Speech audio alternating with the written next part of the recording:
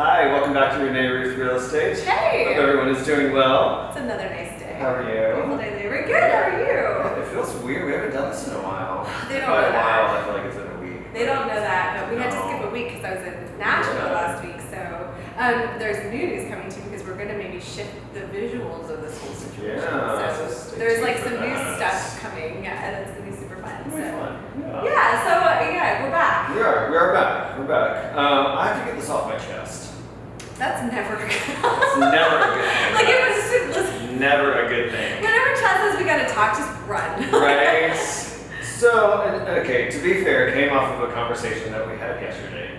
And I just feel that I need to say this. Publicly? Okay. Yes, I'm going to say this publicly. This is very, it's very pertinent to what we're talking about. Oh, okay, okay. So it comes in line. Like, can we talk about this Right. first? So the value of a real estate agent is immeasurable, in my opinion. Because I'm behind the scenes. Yeah. I see the amount of work that goes into it. I mean, long hours. You guys don't have hours. You just work No. whenever. And the Yeah. amount of work, the legalities, everything that goes into it. And for someone to come in and want to offer less of a commission I feel it's offensive for the amount of work that goes into this. Okay, good. So it's not something bad about me. No, not anything bad about you, but it's just I feel like I see posts about it. I see people commenting about it. You know, like, oh, they make too much, blah blah blah. This, and I'm like, the amount of work. Now that I've been in it as long as I have. And you've been keeping my books. So Yeah. you see where the money So goes. I see the amount, because I mean, you have to pay for the marketing, you pay for the leads. I mean, there's so much people don't realize it goes into it. Yeah. And so, but your response to it was perfect. So wait. People watching, tell the beginning of the story. So like, this is coming from a space. He's getting it off his chest. You have to hear why it got. How did it get on your chest? So I got it on my chest because without using names. someone had come in saying that they were trying to help a friend sell their house.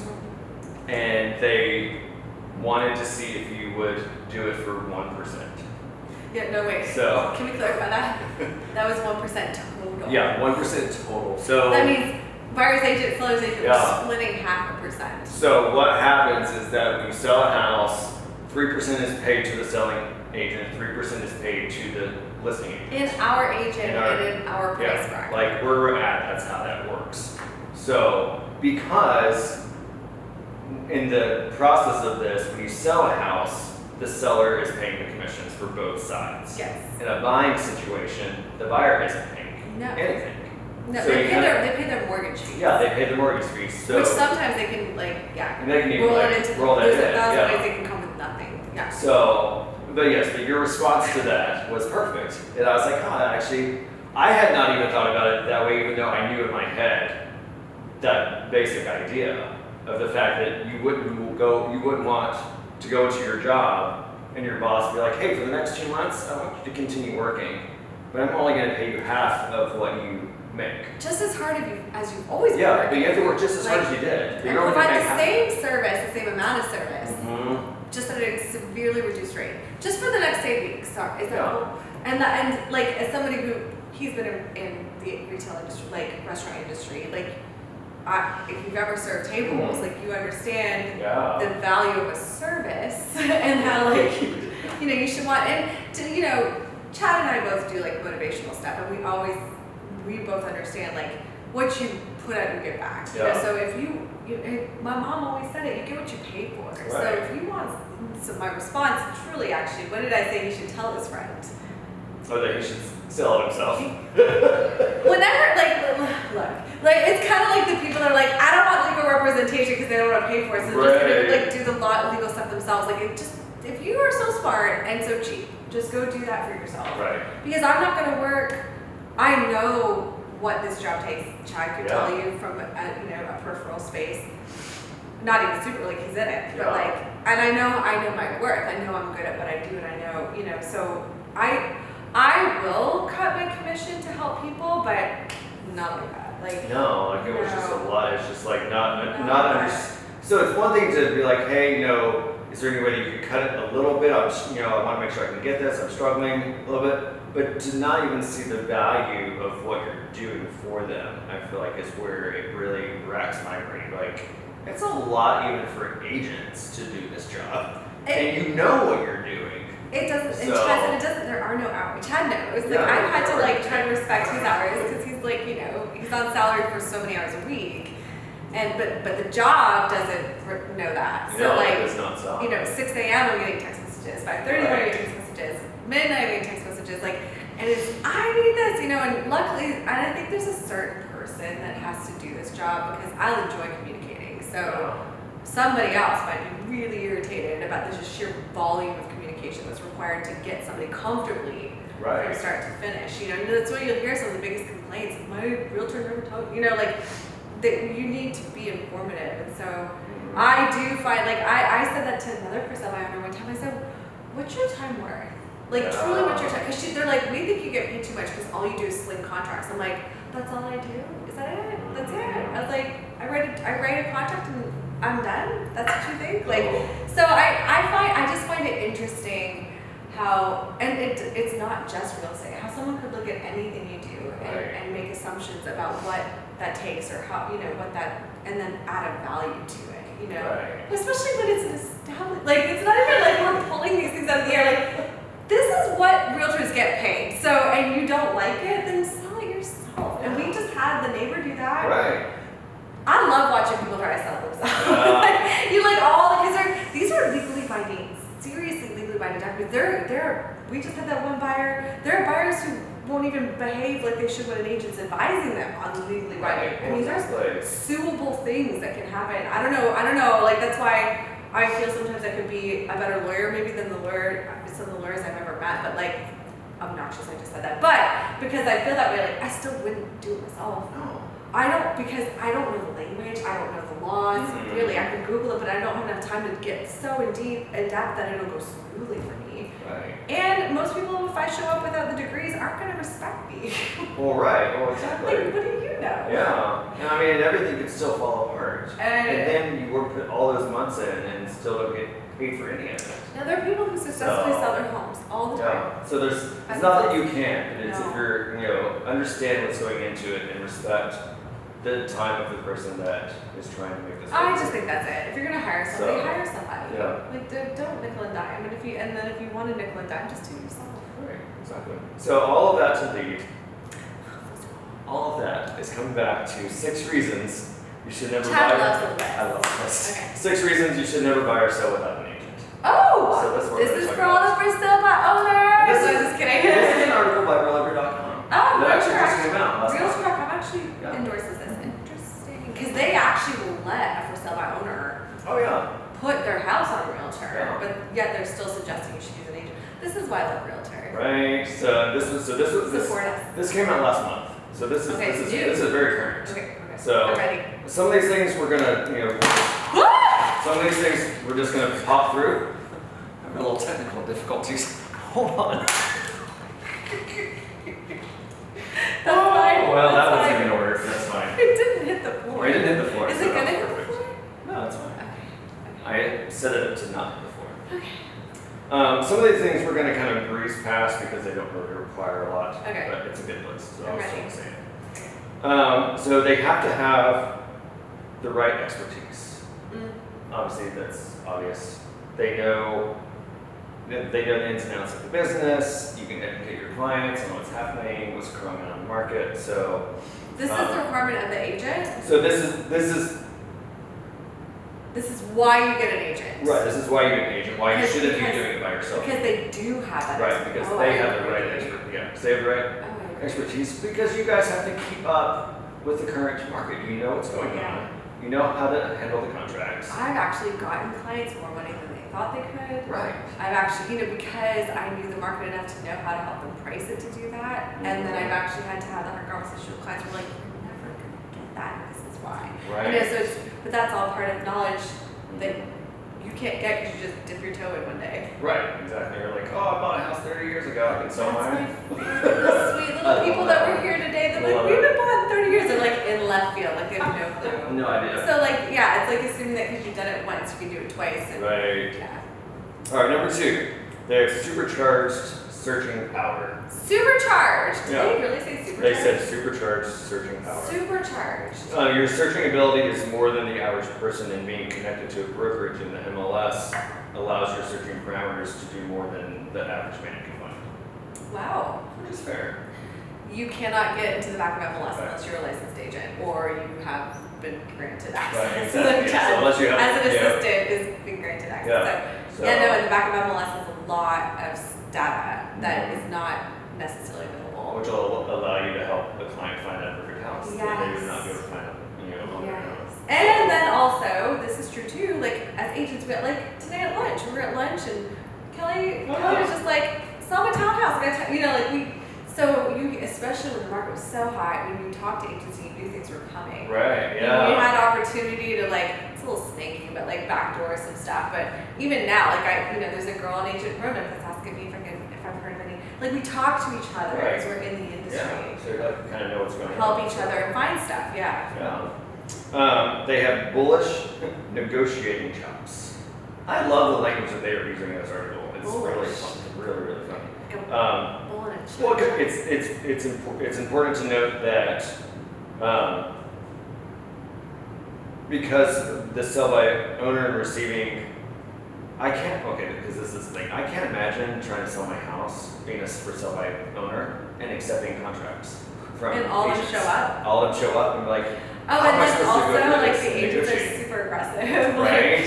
That, so, and then, because we even have learned if we don't look at all the things, they can slide Do you remember things the in. sneaky Yes, one? yeah, Oh, that's what I'm referring to. sneaky, They can yes. slide stuff in. Yeah. And because again, I know how to read a contract now because I've been doing it long enough.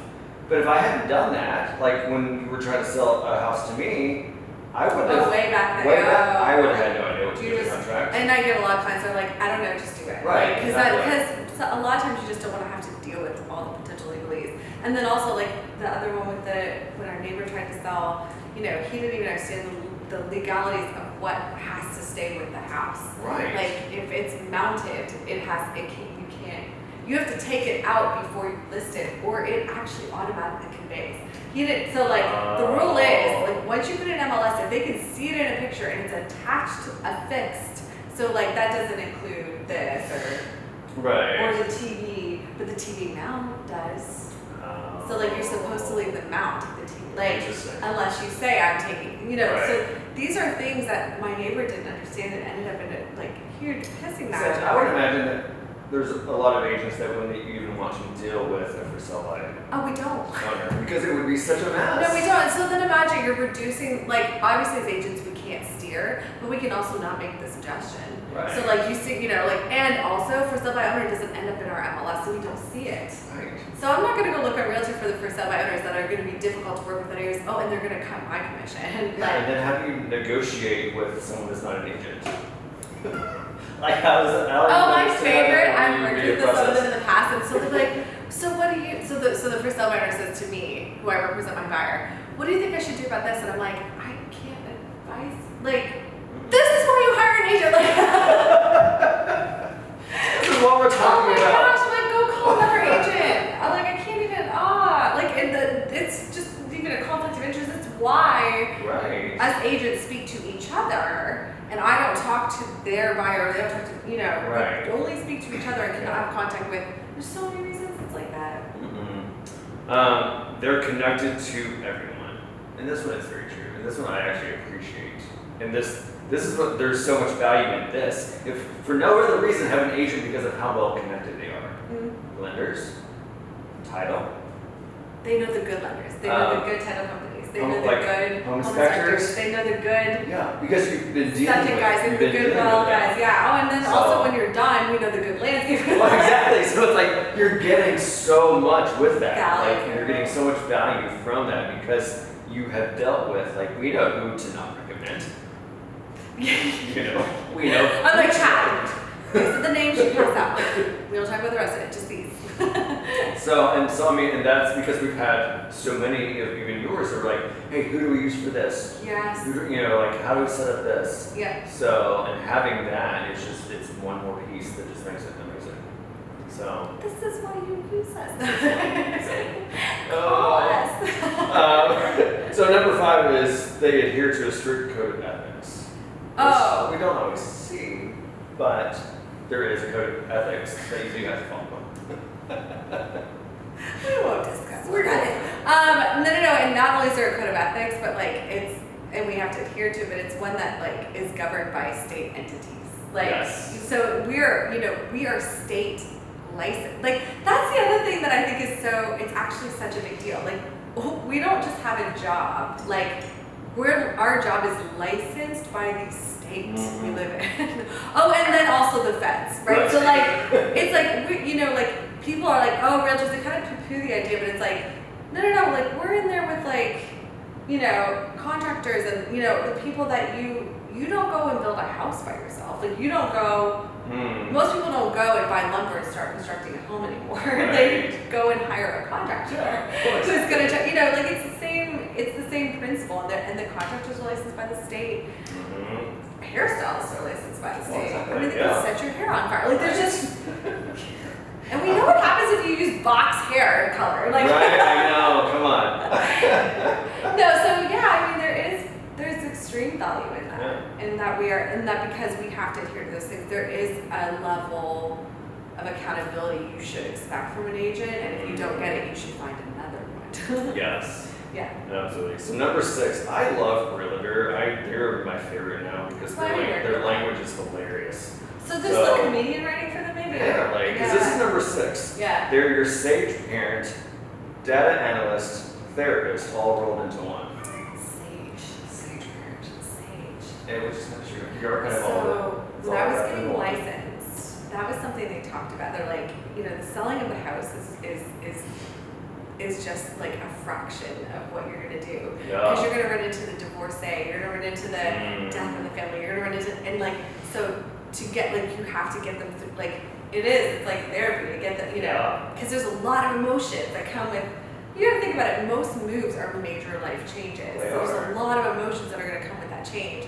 And you have to be able to kind of like, sometimes therapy, like, it's a lot of like, counseling. Yeah, and then avoid that line of like, I think some agents can manipulate. Like you've got to really go, that's the thing, like I go into, and you've seen this, like I go into it, like I truly just want to help them, not push them, manipulate. Like, yes, I make my money if you buy a house, but I don't need you specific, sir, to purchase a home for me to make my money. Like I will get the people I need to do what I'm doing, which is all part of a mindset thing that Chad and I are going to also start later, so we have for that. But yeah, realtor. All wrapped up into one little beautiful ball. Yeah, and that's why too, it's like kind of, if you want to talk about therapy, not every therapist works with every patient. Not every client works with every agent. Like you want to, because of these things, you want to find somebody you click with and identify with and enjoy. And there's people that maybe are like, she's a little much. It's okay. That's all right. Because I kind of am. So exactly. So it's not just Stephanie, but right, exactly. But yeah, so I wanted to bring all that up today. No, I love this point. There's and I so love much that value this is, and hear us say this, if you want to be for sale by owner and you've got it in the bag, we are so happy for you. Please go do it. Just please pay the person on the other side. And I said this to full circle the story back to the person came in and his buddy wanted that 1% from both sides. The other thing I said is, you have no idea how long that buyer's agent was working with that buyer. It could have been 2 years of time, phone calls, showing property, gas, energy, emotions, stress. They could have lost 3 houses before that.